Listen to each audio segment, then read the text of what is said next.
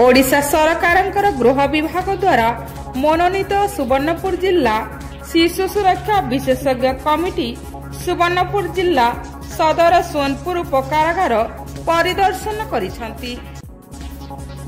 जिला आईन सेवा प्राधिकरण सुवर्णपुर संपादक श्री देवाशीष दास तत्वावधान कमिटीर सदस्य प्रोफेसर नीलांबर शतपथी, प्रकृति बंधु श्री राजीव लोचन गुरु, हेमंत कुमार शाह और जिला शिशु सुरक्षा विभाग सुवर्णपुर आईन अधिकारी श्री केशव चंद्र मेहर प्रमुख उपकारागार को जाई उक्त कारागार अंतेवासी सहित विभिन्न समस्या उपरे आलोचना करने सहित एक शिविर अनुष्ठित करने संगे संगे कौनसी मामला रे आईन सह द्वंद्व थिबा शिशु कारागार रे थिबा अन्य कैदी सहित रहुछंती कि नहीं कमिटी पक्षरु जांच करा जायतिला, किंतु आईन सह द्वंद्व थिबा कौनसी शिशु पाई नथिले।